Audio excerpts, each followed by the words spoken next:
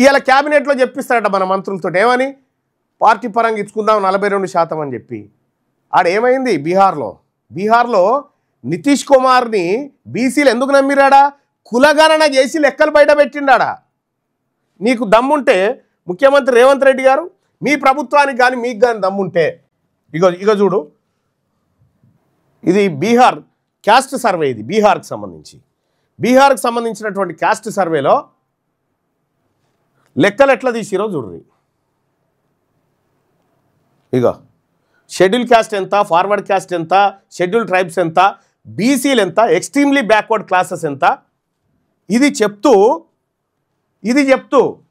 ఇగో బీహార్లో యాదవుల జనాభా ఏది యాదవులకు గిన్ని 2 వీలర్స్ ఉన్నాయని తీసిండు, కుష్వాలకు వీళ్ళకు గిన్ని 2 వీలర్స్ ఉన్నాయని, కుర్మీలకు గింతున్నాయని తీసిరు.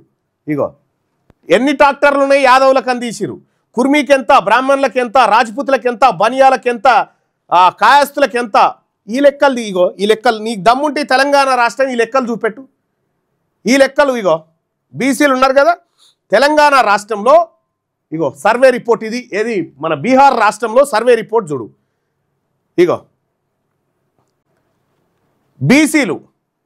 బీసీలు ఎక్కడ బీహార్లో 27.01% బీసీలు ఉంటే ఎక్స్ట్రీమ్లీ బ్యాక్వర్డ్ క్లాసెస్ 35.73% ఉన్నారు. వీళ్ళ పాపులేషన్ వేసిండు చూడు 35 లక్షల సో అని చెప్పి వేసిండు. ఇట్లా దీంట్లో యాదవులెంత, గొల్లలెంత, కురుమలెంత, ఈ లెక్కలన్నీ పక్కాగా ఇక్కడ పెట్టింది బీహార్ ప్రభుత్వం. ఎందుకు పెట్టింది? నితీష్ కుమార్ బీసీ కాబట్టి ఆడ బీహార్ వాళ్ళు లెక్కలు బయట పెట్టిండు. ఇక్కడ ఉన్నటువంటి రేవంత్ రెడ్డికి ఈ ప్రభుత్వానికి దమ్ముంటే, నిజంగా మీది మొనగాని ప్రభుత్వమే అయితే, మీకు నిజంగా ఈ బీసీల పట్ల చిత్తశుద్ధి ఉంటే ఈ బీసీ కులగణన లెక్కలు బయట పెట్టియాలా? దొంగతనంగా అసెంబ్లీలో బయట పెడతామేమో అంటే అసెంబ్లీలో లెక్కలు బయట పెట్టలే. కోర్టుకు పోయి రెడ్లు కోర్టుకు పోయి బీసీల రిజర్వేషన్ ఆపితే కోర్టు అడిగింది ఏముందా నీ దగ్గర అంటే సప్పుడు ఎక్కుంటారు. మరి లెక్క చేసినావు కదా సర్వే లెక్కలు బయట పెట్టాలిగా. ఇగో వెనకబడిన తరగతులు ఇంతమంది ఉన్నారు, వీళ్ళు రాజకీయంగా, ఆర్థికంగా, సామాజికంగా వెనకబడ్డరు ఇంతమంది, ఇగో గిన్ని ఇండ్లున్నాయి, దీనికి సైకిల్ లేదు, దీనికి కోడ్ లేదు, దీనికి ఒక్కనక్క లేదని చెప్పి ఎందుకో చెప్పలేదు.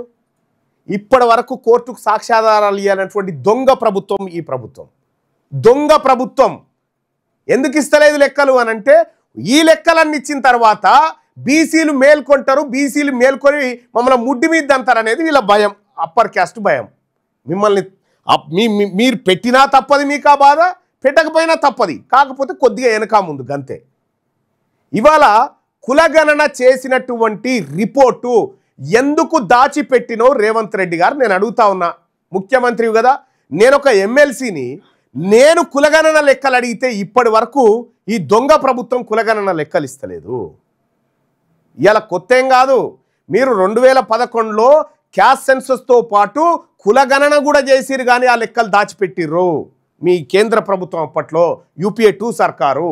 ఇవాళ తెలంగాణ రాష్ట్రంలో రేవంత్ రెడ్డి లెక్కలు బయట పెడతలేడు. ఎందుకంటే రేవంత్ రెడ్డి లెక్కలు బయట పెడితే ఏ ఊళ్ళో ఎంతమంది రెడ్లు పిడికేడు మంది వెళ్ళరు కదా, ఇలా లెక్క బయట పడుతుందని. మన గురించి కాదు బాధ, వాళ్ళ బండారం బయట పడుతుందని బయట పెడతలేరు. ఇవాళ తెలంగాణ రాష్ట్రంలో కోళ్ళు ఎన్ని ఉన్నాయో లెక్క పెడతారు, కొంకనక్కలు ఎన్ని ఉన్నాయో లెక్క పెడతారు, గాడిదలు ఎన్ని ఉన్నాయో లెక్క పెడతారు, గుర్రాలు ఎన్ని ఉన్నాయో లెక్క పెడతారు, కానీ పందులు ఎన్ని ఉన్నాయో లెక్క చెప్తారు. కానీ తెలంగాణ రాష్ట్రంలో ముదిరాజులు ఎంతమంది ఉన్నారో చెప్పరట, తెలంగాణ రాష్ట్రంలో యాదవులు ఎంతమంది ఉన్నారో చెప్పరట, తెలంగాణ రాష్ట్రంలో గౌడ్లు, పద్మశాలీలు, యాదవులు వీళ్ళు ఎంతమంది ఉన్నారో లెక్కలు చెప్పరట. వీళ్ళు ఎందుకు చెప్పరు? వాళ్ళు చాలా పెద్ద సంఖ్యలో ఉంటారు. వాళ్ళ లెక్క, వాళ్ళ బలాన్ని వాళ్ళకు గుర్తు చేస్తే వాళ్ళు ఒక్క గుద్ది చంపుతారు. కాబట్టి ఇగో ఈ బాధ వాళ్ళకు. నీకు ఏమాత్రం చిత్తశుద్ధి లేదు, బీసీ ప్రజల పట్ల చిత్తశుద్ధి లేదు. దొంగతనంగా అప్పర్ క్యాస్ట్కు ఉద్యోగాలను దోచిపెట్టడం కోసమే రేవంత్ రెడ్డి ప్రభుత్వం పనిచేస్తూ ఉంది. కాబట్టి ఈ రెడ్డి ప్రభుత్వం కాదు, తెలంగాణ రాష్ట్రంలో ఖచ్చితంగా బీసీ ప్రభుత్వం ఏర్పడితే తప్ప మన బతుకులు మారవు. అధికారులు మీ సమస్యలు పట్టించుకోవట్లేదా? నెలల తరబడి మిమ్మల్ని ఇబ్బంది పెడుతున్నారా? మీ సమస్యకు ఎవరు స్పందించట్లేదా? సమస్య ఏదైనా ఎక్కడి నుంచైనా వెంటనే క్యూన్యూస్ కాల్ చేయండి. మీ తరఫున మేం బాధ్యత తీసుకుంటాం. కాల్ చేయాల్సిన ఫోన్ నెంబర్ 849909 19921. పబ్లిక్ వాయిస్, సామాన్యుడి ప్రశ్నాస్త్రం. ప్రతి గురువారం ఉదయం 10 గంటలకు మీ క్యూన్యూస్ హెచ్డీలో నవంబర్ 6 నుంచి ప్రారంభం.